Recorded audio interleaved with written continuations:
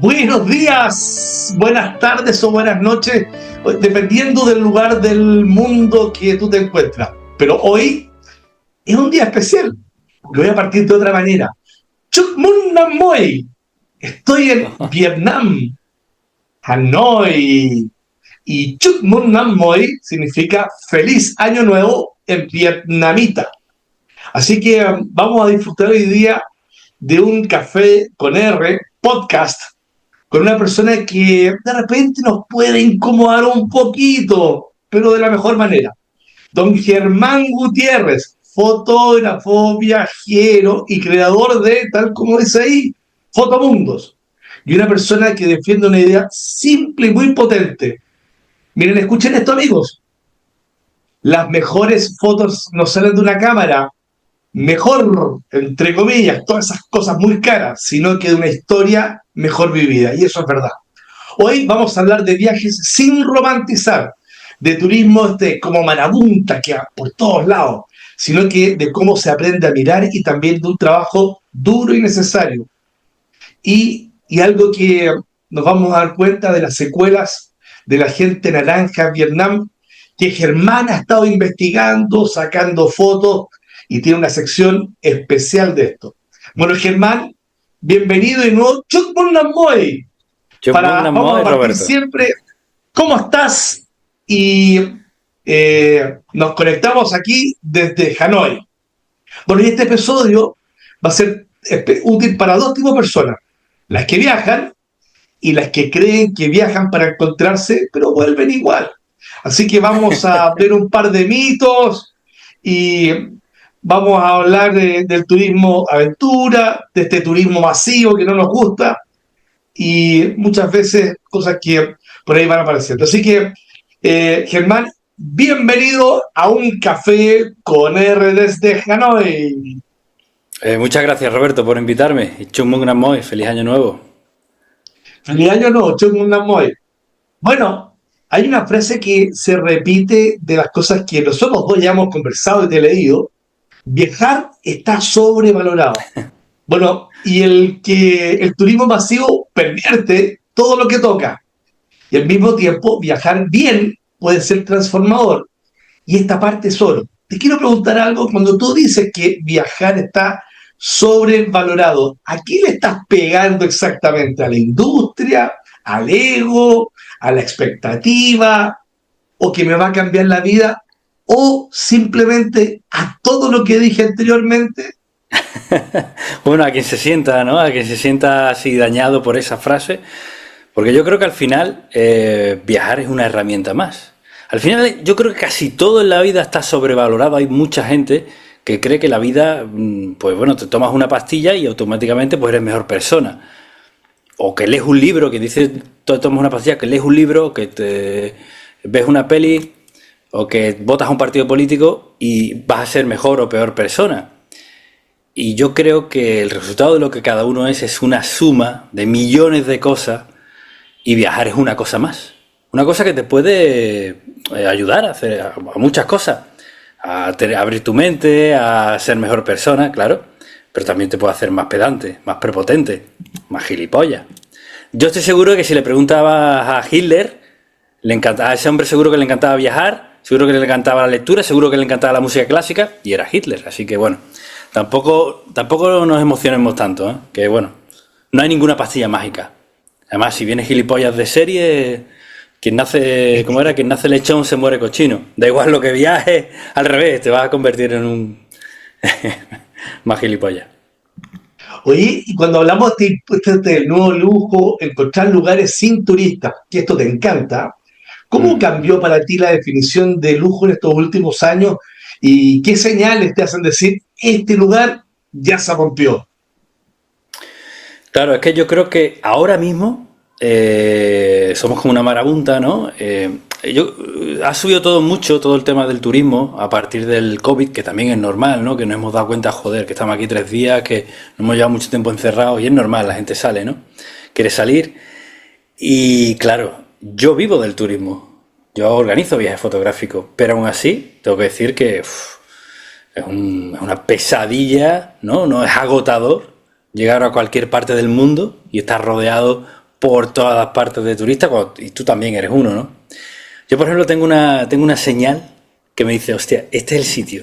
Cuando llegas a un sitio y son ellos, los locales, los que te hacen fotos a ti, los que se hacen selfies contigo. Ahí es. Esa es una buena señal. Ah, qué interesante. Bueno, sí, me ha pasado y es verdad que tienes toda la razón cuando se da vuelta el, Uh-huh. esta posibilidad de que ese local te saluda, se saca la selfie contigo y te abraza. Ese es un Claro, lugar sin turista. eso quiere decir, porque cuando pasa lo contrario, cuando llegas a un sitio con muchos turistas, el local no es tan simpático.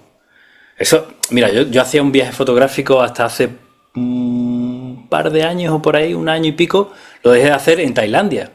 Tailandia lo conocen como el país de la sonrisa. Bueno, había llegado ya a tal punto, ha llegado a tal punto que ya los sitios más masificados, Bangkok, Chiang Bien. Mai, Phuket, bueno, en Phuket ahora mismo hay más rusos que tailandeses, por cierto. Entonces, claro, los tailandeses ya han perdido la sonrisa.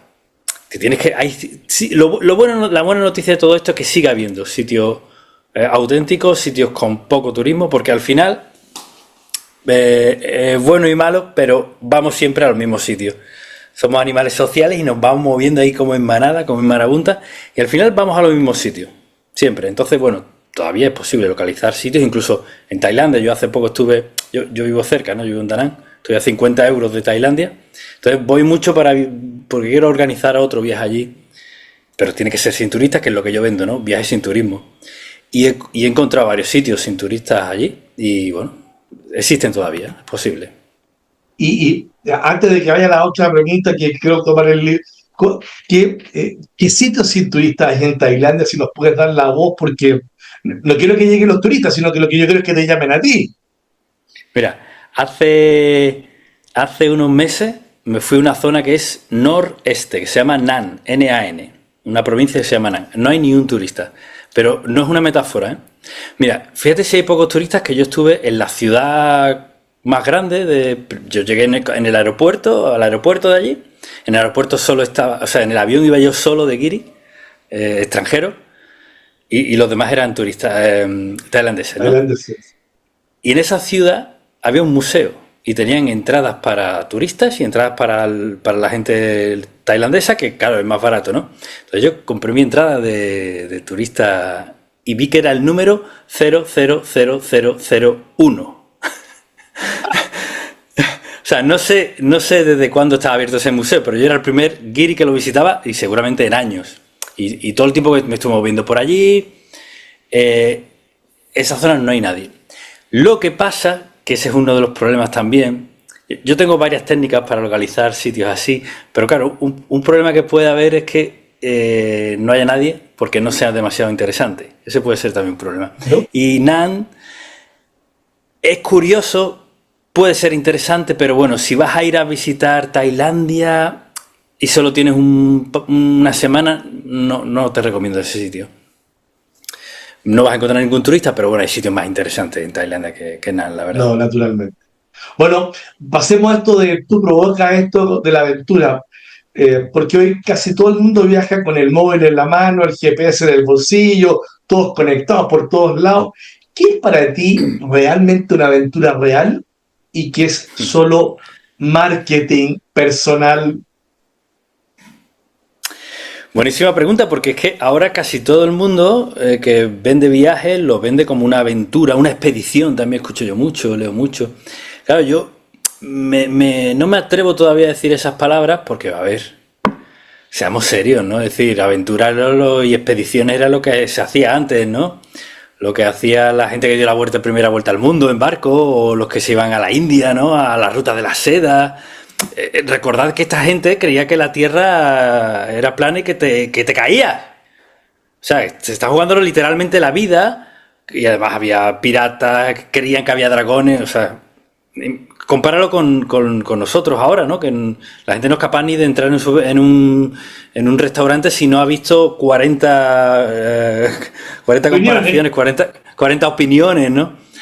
Fíjate, ¿no? El grado de aventura que tenemos nosotros. Bueno, y tampoco hay que irse tan lejos. Nuestros padres, nuestros abuelos, se iban bueno, por ejemplo, de aquí de España, se iban a Alemania, que no sabían ni lo que era eso, ni el idioma. Se iban a Cuba, se iban a Venezuela. se iban a Colombia, Argentina, o al revés, ¿no? Venían aquí a España sin saber ni qué era eso. No había Google, no había internet, no sabían lo que se iban a encontrar allí.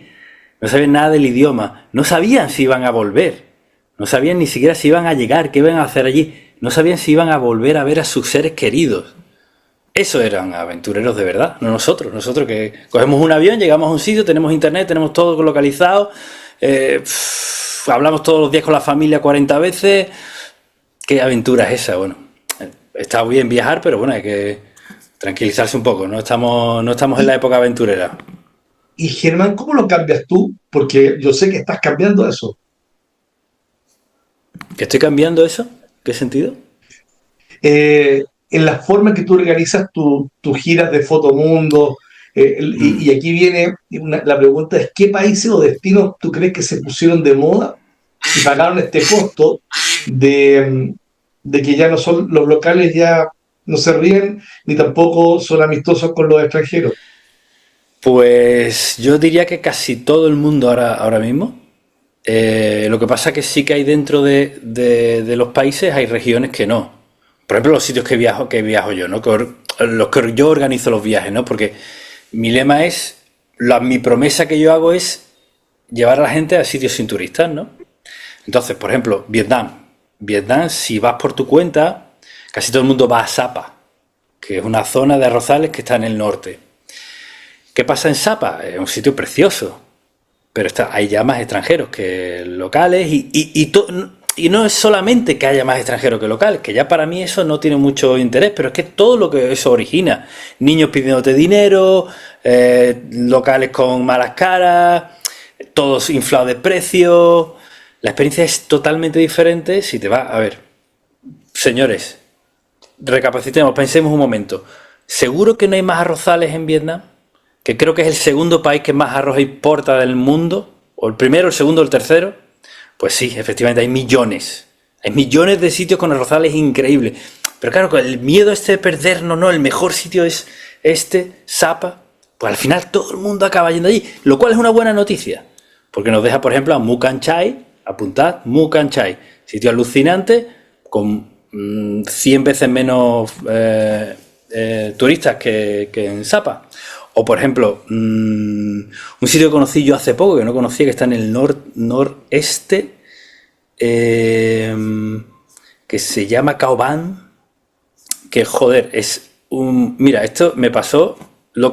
te dije que había estado en el noreste de Sí. Tailandia y que no había turistas, pero no me gustó demasiado. Bueno, pues lo que me ha pasado en esta zona, en Cao Ban, en Vietnam, que no la conocía, y está muy cerca o sea, un poquito al norte de Hanoi, hacia el este, es preciosa, creo que es el sitio más bonito de Vietnam.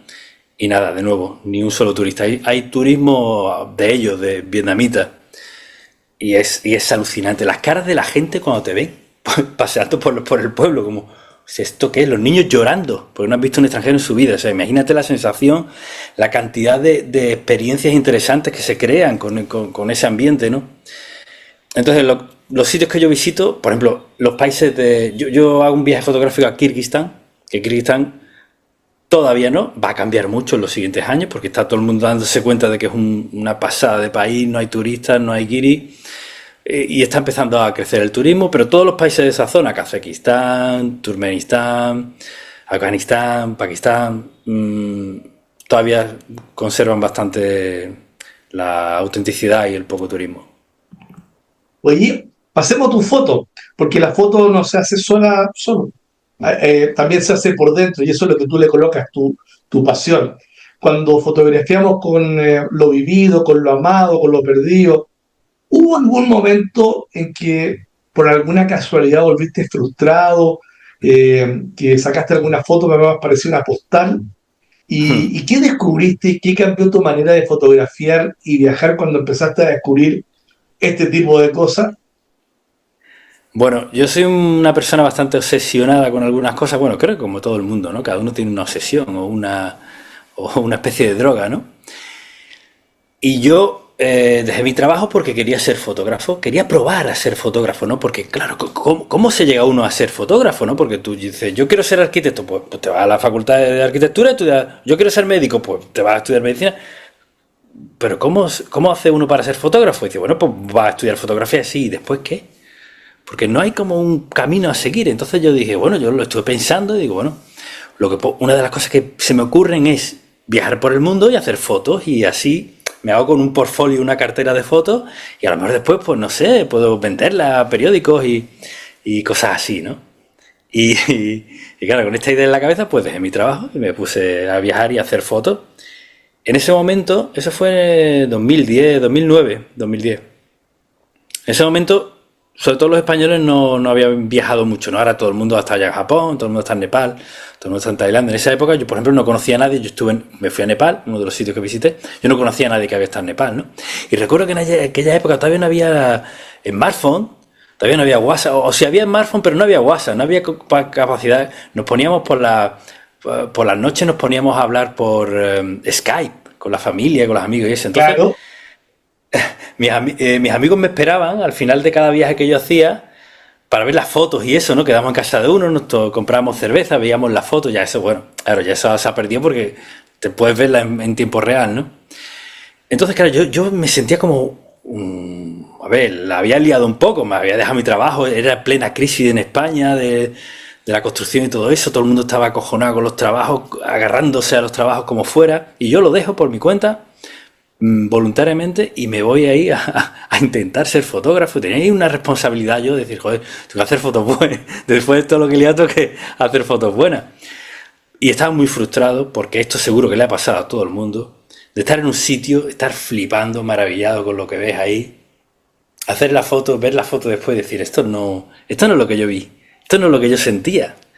Entonces, por casualidad, en medio de esa frustración, súper obsesionado, viendo qué es lo que funcionaba, qué es lo que no, me di cuenta de que había ciertas fotos que mis amigos, mi familia, conseguían entender lo que yo había sentido. Y yo conseguía transmitir. Y al principio no sabía por qué, empecé a analizarlas y era cuando esa foto contaba una historia. Entonces empecé a unir hilos, ¿no? Empecé a unir puntos. Y me di cuenta de que es algo, bueno, que es algo natural en el ser humano, que nos llevamos contando historias y escuchando historias desde que estamos en las cavernas, y que es algo biológico. Y de hecho es como mejor se puede enseñar y aprender algo contando una historia. sí es. Entonces dijo, joder, pues ya está, ya lo tengo. Tengo que contar historias con la fotografía y así la gente va a entender lo que yo estoy viviendo. Pero claro, hay un problema con la fotografía que no pasa con otro arte, como por ejemplo la literatura. Tú puedes inventarte una historia, tú puedes pintar algo creativo que tú tengas dentro. La fotografía no.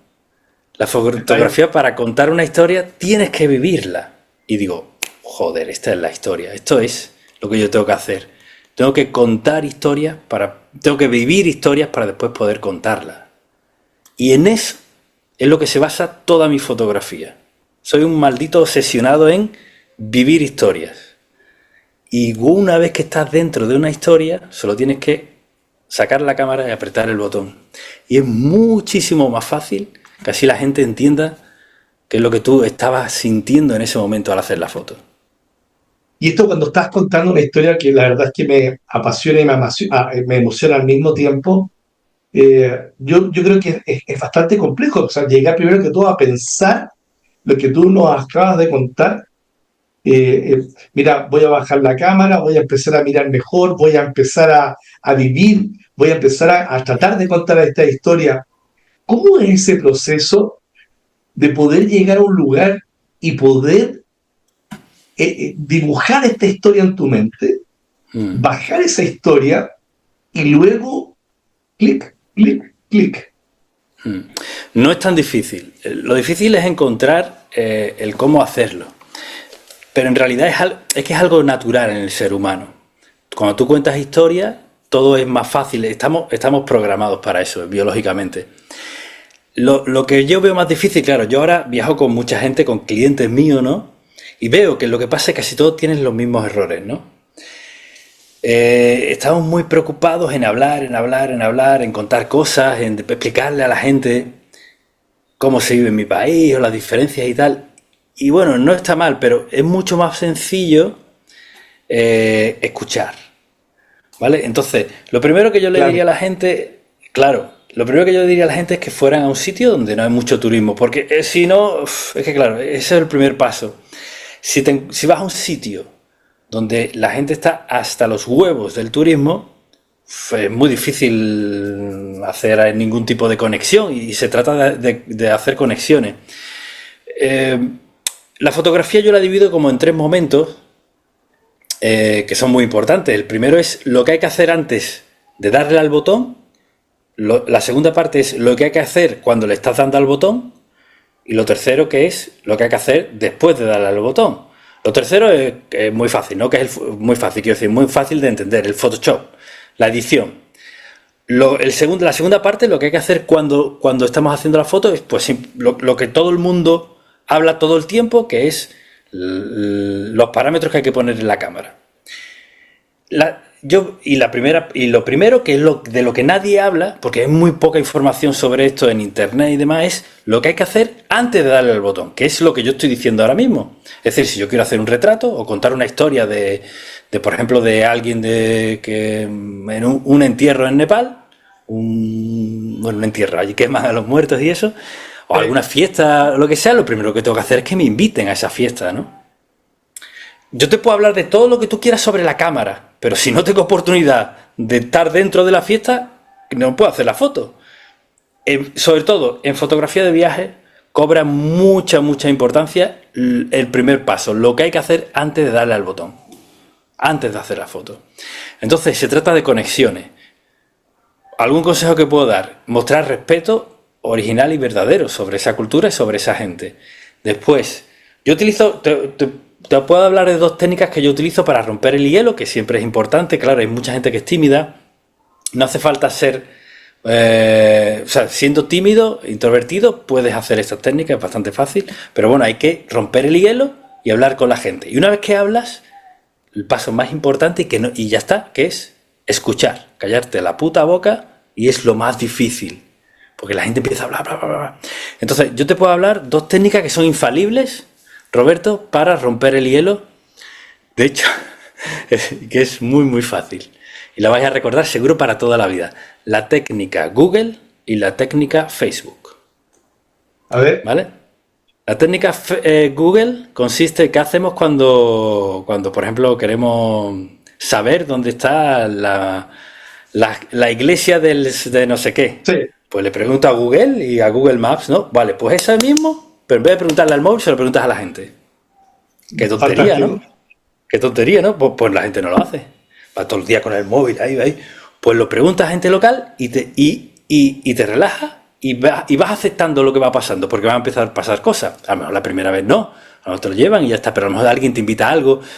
Ten en cuenta que si estás en los países correctos, y de nuevo, vuelvo a incidir, no hay mucho turismo, estás en un país... dices alguna palabra en su idioma, todo eso hace que la gente se maraville, lo flipe. Me han preguntado muchas veces, yo recuerdo la primera vez que yo estuve en Nepal, que claro, en esa época no había mucha gente que visitara Nepal, y me decían, ¿qué haces aquí? Porque, joder, eres de Europa, eres de España, ¿por qué has venido aquí? Eran como un honor, me invitaban a sus casas, me decían que para mí es un honor que tú estés aquí, y yo estaba súper cogido. Bueno, y eso es lo normal. Pues claro, si estás en Venecia, si estás en Barcelona, si estás en Madrid, si estás en grandes ciudades, en Londres, pues nadie te va a invitar a su casa, pues están hasta los huevos, y bueno, y es otra cultura, la europea y tal. Occidente, en general, es diferente, ¿no? Si estás en estos sitios que te digo, pues utiliza la técnica Google, es decir, pregunta, en vez de preguntar al móvil, deja el móvil en el sitio y pregunta a la gente. Y la técnica Facebook o Twitter también es lo mismo.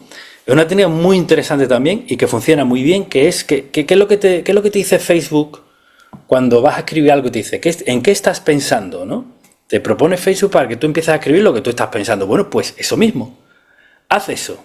Por ejemplo, te cuento un ejemplo. Yo estaba una vez en Nepal también y estaba en un chiringuito, había un partido de fútbol. El fútbol es universal en todo el mundo. Todo el mundo conoce Real Madrid, Barcelona, Messi, Ronaldo. Ahora ¿cómo se llama? Yamal, nunca me acuerdo de ese tío. Bueno, pues estaban viendo un partido y yo no sé, y entonces yo comenté el partido, técnica de Twitter, técnica Facebook, dije algo, digo, era el Barcelona, no me acuerdo, dije algo de Messi, Enseguida, ¿qué pasó? La gente se puso allá, ¿tú, qué te gusta Messi? No, a mí me gusta más Cristiano Ronaldo. Acabé en las fiestas de uno tomando Happy Water, Roxy, que es un orujo de allí, simplemente porque rompí el hielo y una vez que rompí el hielo lo que hice fue callarme la boca y dejarme llevar. Todo esto son sensaciones. Si tú ves que hay algo raro por ahí, pues no, joder, pero normalmente la gente es buena. Cuando viajas por el mundo la gente normalmente es muy buena, muy guay. Y si tienes, tú crees, sientes cosas guay, buenas sensaciones, te dejas llevar y acabas en sitios así. Y una vez que estés ahí dentro es cuando realmente sacas la cámara, en ese momento, no antes. Sacas la cámara y le das al botón y haces la foto y ya está. Ya tienes una foto ahí que va a impactar mucho.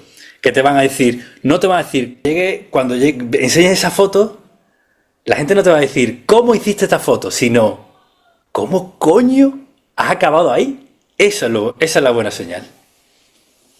Maravilloso, porque comparto contigo perfectamente, porque naturalmente estás saliendo de todo lo digital, estás entrando a todo lo personal. Y lo más importante es poder salir de todo este mundo digital y personalizar el viaje. Uno no saca nada con estar todo el rato conectado con el móvil y viendo que las cosas suceden ahí, pero no en la realidad. Y lo que pasa es lo que está ocurriendo ahí. Esa es la realidad. No, no, maravilloso. Entremos un poco a Fotomundo. Eh, Me encantaría que nos puedas explicar qué significa Fotomundo, cómo es la idea de no vender paquetes, sino que vender lo que estamos recién hablando, el criterio, una red local, viajes en grupos pequeños, destinos específicos. Cuéntale a nuestra audiencia qué es lo tuyo, cómo lo organizas, qué es lo que pasa, qué es lo que te dice la gente después de que termina esta experiencia. Bueno, pues me han dicho de todo. Desde, bueno, Partiste por la última, no vuelvo contigo a viajar nunca más. a, ¿te has dicho? bueno, no me lo han dicho exactamente así, pero me han Ah, escrito, no era lo que yo pensaba y tal. O gente como Patricio, por ejemplo, que me escribió, me dijo, Germán, llevo 2 semanas soñando con el viaje que hicimos en Vietnam. Ha sido el mejor viaje de mi vida. Patricio, un médico de 71 años, cumplió 71 años allí en Vietnam, lo celebramos con un karaoke, bueno, fue increíble, fue una pasada. Bueno, Fotomundo empezó de una manera, en 2013, hace ya 13 años o 14, ¿no? Empezó de una manera, lo que pasa es que, claro, yo lo he ido moldeando con el feedback que yo he tenido de la gente, con las respuestas que me han dado. Entonces, claro, empezó como una cosa, bueno, empezó con la mentalidad de que a mí el viajar me había dado tanto que yo quería compartir eso, ¿no? Quería que la gente viajara bueno, y viajara como yo entiendo el viaje y como yo entiendo la fotografía, que al fin y al cabo, viajar y hacer fotos es lo mismo, ¿no? Y vivir es lo mismo, cualquier persona decente sabe eso, ¿no? Entonces, claro, yo lo que intento es que cada uno hace fotos de una manera. Yo lo que intento es compartir mi manera de ver la foto, que es lo que hemos estado hablando aquí, ¿no? Que no se trata tanto de la cámara ni de la técnica, sino de vivir historias y para poder contarlas. Entonces, todos mis viajes se basan en sitios que yo conozco muy bien, por ejemplo Vietnam, que es donde vivo, o Nepal, que es donde tengo una familia allí, que me dicen hermanos, bueno, son mis hermanos, los conozco desde que eran chicos los niños, y lo que yo incido es todo el tiempo en vivir historias con ellos, con la gente local, con las fiestas que hay allí. Y una vez que estemos dentro, pues hacemos fotos. Principalmente vivir historias originales en sitios donde no hay turismo, porque si no sería complicadísimo. No me gusta la idea, por ejemplo, yo qué sé, de pagar a la gente porque se disfracen para que les hagamos fotos, que se hace mucho, por ejemplo, en África, ¿no? Sí que hago sesiones, últimamente hago sesiones a lo mejor con modelos, por ejemplo, mi novia, que es la guía que tengo en el sur de Vietnam, en un viaje que hago por el delta del Mekong, pues se viste con el traje regional típico que se llama Ao Dai y le hacemos una sesión de fotos en un sitio muy bonito en el delta del Mekong. Son cosas puntuales, pero bueno, mi fotografía se basa sobre todo en las vivencias que vamos teniendo reales, para que la gente venga de un viaje y diga, joder, he conocido una parte de Nepal, he conocido una parte de Vietnam. Y también, pensando siempre en eso, hay una cosa que hacemos en cada viaje, que es conocer una parte negativa del país, bueno, una parte negativa. Yo siempre intento ayudar a una ONG, ¿no? A alguna asociación, y bueno, hay que entender que cada país tiene sus cosas buenas y cosas malas. Bueno, por ejemplo, para dar un ejemplo, ¿no? En Vietnam, en el sur, visitamos un hospital. Yo, como habías dicho antes, Roberto, llevo muchos años haciendo fotos de la gente naranja, que es un producto químico que lanzó Estados Unidos durante la guerra de Vietnam. Y todavía, o sea, hace ya 40 años, ¿no? Todavía pues siguen naciendo niños con deformaciones por ese producto que se creó. Y entonces pues visitamos un hospital, que es donde yo suelo hacer, llevo muchos años haciendo fotos allí. Y bueno, es una manera, creo yo, de saber un poco más del país, ¿no? No llevarnos solo lo bueno, sino también una cosa más global. Y yo creo que así también, bueno, devuelvo un poco al país también, que creo que es importante. Devuelvo un poco de todo lo que me ha dado este país. Germán, y cuando tú juntas a la gente en este grupo que va a salir contigo, porque yo creo que la energía del grupo es clave. ¿Haces algún filtro? ¿Los conversas Mm. antes? ¿Los llamas? Si hay alguien que te da una mala vibra, de repente a lo mejor lo mueve. ¿Qué señales detectas rápido y qué reglas pones para proteger la Mm. experiencia? Bueno, primero que solo viajan 6 personas conmigo. Yo solo tenía casi claro desde el principio. Yo al principio, el primer viaje que hice digo, yo quiero que sean grupos pequeños, ¿no? Porque claro, para no parecer ahí los chinos o los japoneses que están ahí haciendo fotos, ¿no? Como vamos a estar haciendo fotos así en sitios poco turísticos y tal, si somos muchos, pues nos molestamos unos a otros, a la gente también le molesta más, ¿no? Entonces digo, bueno, 8 personas, pero después de ese primer viaje que fue como el de prueba, digo, menos todavía, 6. 6 porque es mucho mejor. Y entonces es el primero, ¿no? Creo que eso es un filtro ya de por sí. Primero, que es un viaje fotográfico. Yo le digo a la gente muy claro, esto es un viaje fotográfico, aquí prima la fotografía. No tienes por qué ser fotógrafo, ni siquiera tiene por qué gustarte la fotografía. Hay gente que viene que no le interesa mucho, viene con el móvil, pero le interesa este tipo de viaje, pero tiene que saber muy claro que vamos a viajar muy lento, porque a lo mejor llegamos a una plaza que es interesante fotográficamente, estamos un par de horas ahí. Entonces le digo a la gente, si te puedes aburrir, quiero decir, puedes hacer un viaje normal que te va a costar más barato y no te vas a aburrir, vas a ver más sitios, más cosas y tal. Eso es un segundo filtro. Y después mi página web, si la visitáis o suscribís a mi newsletter, bueno, eso, fotomundos.com, os podéis suscribir ahí a mi newsletter. Yo mando cada día, cada maldito día, un correo donde cuento historias, doy consejos sobre viajes, sobre fotografía, desvelo sitios nuevos que conozco, que no conoce nadie. Y ahí hablo muy claro y digo, si no eres capaz, frases como, si no eres capaz de estar 10 días sin molestar, sin que te tengamos ganas de tirarte por una montaña, pues no vengas, porque estaremos mejor sin ti. Eso es un filtro porque hay gente que se enfada. Claro, la gente que se enfada, por eso es porque iban a molestar. La gente normal se ríe, como tú has hecho ahora. Joder, este tío es gracioso, simpático. Entonces, claro, eso hace que la gente que diga, hostia, pues yo iba a dar por culo, iba a quejarme, iba a no sé qué, pues esa gente también es un filtro. Desde que utilizo este tipo de lenguaje claro y un poco cómico, también se me cuelan menos, y también lo que hago también es hacer una entrevista, alguna videollamada. Y Roberto, fíjate que es que no pido tanto. Tú tienes una conversación con alguien, el ser humano es muy bueno detectando señales, porque cuando vivíamos en la selva teníamos un medio segundo, nos encontramos de cara a cara con alguien, teníamos medio segundo para saber si era amigo o enemigo. Entonces somos muy buenos para detectar esas señales, y bueno, cuando tú hablas con alguien te das cuenta si va a molestar a la gente o no. No pido ni que sea de mi mismo partido político, ni de mi mismo equipo de fútbol, ni de que tenga mis mismas aficiones. No pido ni siquiera que le guste la fotografía, solo pido que no moleste.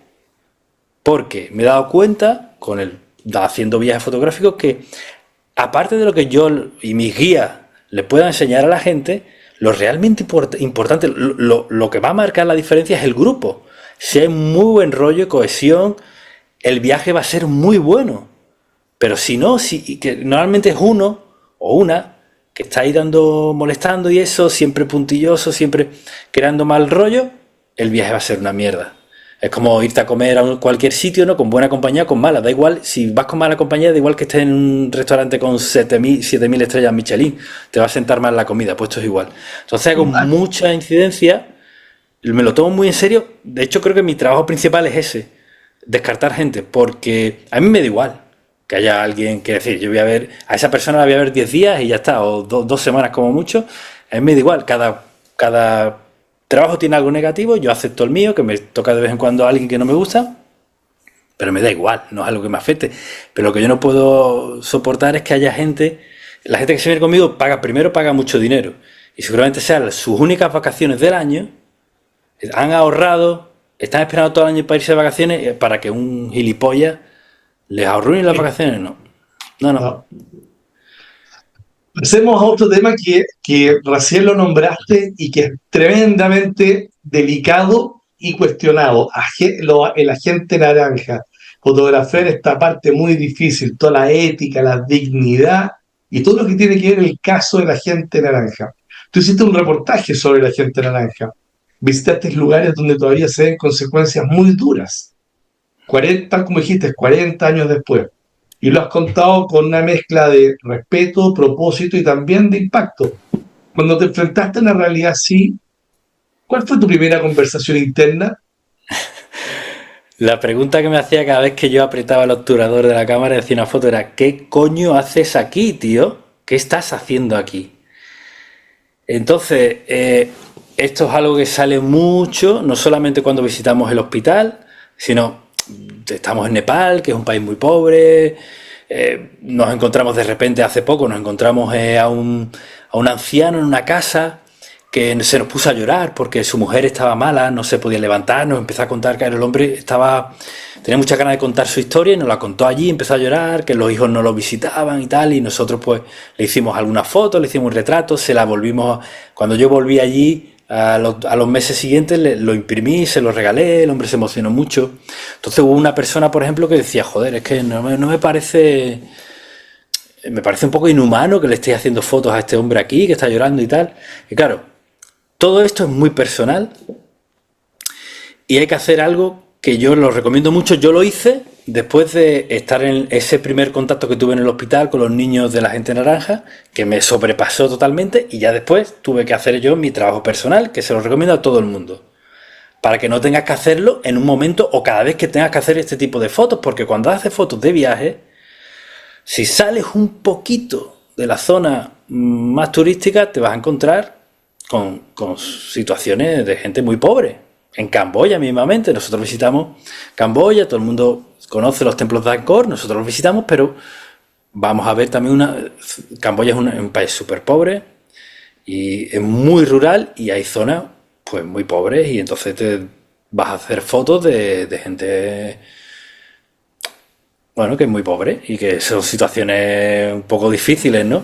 Entonces yo recomiendo a todo el mundo que piense primero y después él decida o ella decida si quiere hacer la foto o no. Primero tenemos que pensar para qué estamos haciendo fotos. Eso lo pensamos nosotros en casa, tranquilamente. No en ese momento, porque en ese momento tenemos todo alterado, ¿no? Tranquilamente en casa, fríamente, dedicamos horas o días, pensar, dar un paseo, apagar el móvil y decir: sobre todo, si te vienes conmigo de viaje, te va a pasar seguro.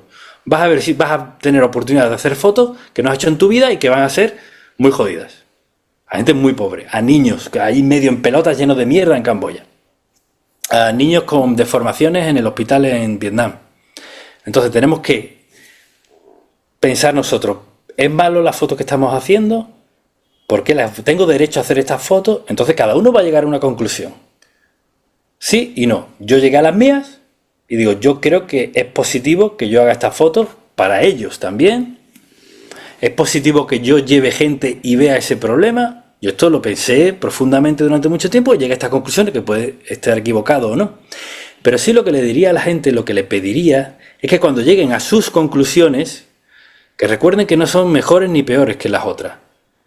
Porque lo que me pasa muchas veces es que la gente intenta convencerme de que no haga fotos yo, de que los otros no hagan fotos.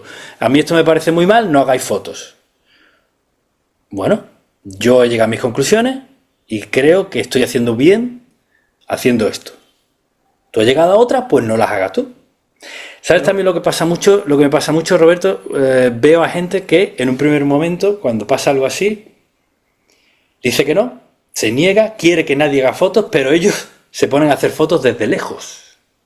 Me ha extrañado mucho siempre este comportamiento, pero me ha pasado varias veces, ¿eh? O hay gente... Entonces, pensadlo, hacer este ejercicio, porque si vais de viaje y salís un poquito de la zona más turística, vais a tener oportunidad de hacer este tipo de fotos, y entonces es mejor pensarlo antes.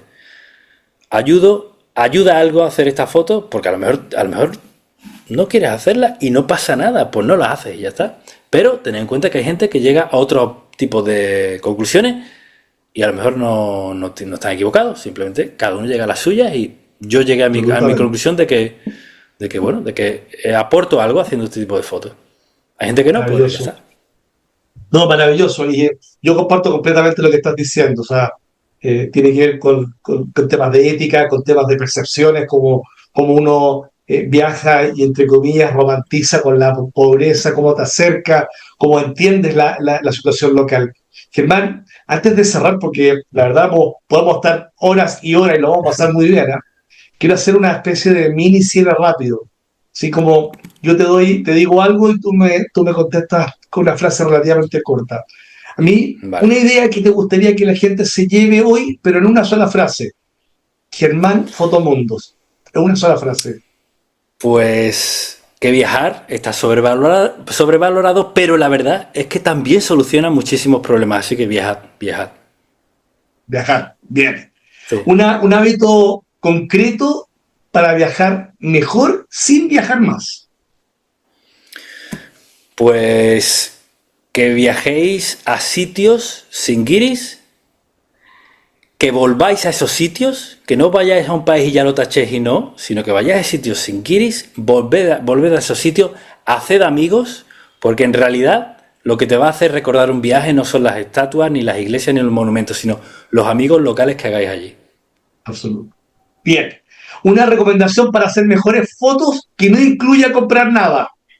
Bueno, esto es lo que me pregunta siempre todo el mundo. Germán, un libro nuevo. Entonces, la respuesta es la misma que te voy a dar a ti, Roberto. No compres más libros de fotografía, no compres más cámaras nuevas, incluso no hagas más cursos de fotografía. Si sabes utilizar más o menos la cámara bien y te salen más o menos las fotos bien, lo que tienes que hacer es vivir. Hablar con la gente, dejarte llevar, decir que sí y vivir. Y una vez que estás dentro de algo vivo, saca la cámara y haz la foto. Y luego hablamos. Maravilloso. Bueno, gracias por esta conversación. Oye, para quienes quieren seguir a Germán, conocer todo su trabajo, sus viajes, pueden buscar fotomundos.com, ¿no? Fotomundos.com. Fotomundos.com. Importante el newsletter porque Germán, escribe todos los días. Bueno, y les quiero contar a todos mis amigos, más de 40.000 suscriptores, muchas horas escuchadas, mucha gente viendo los programas. Y si este episodio te sirvió, suscríbete al canal, deja un comentario y compártelo con alguien que necesite escuchar esto antes de su próximo viaje. Bueno, Germán, muchas gracias por tu tiempo, por tu mirada diferente y por recordarnos que a veces el verdadero viaje no es moverse, es aprender a ver, a escuchar y a ser amigos.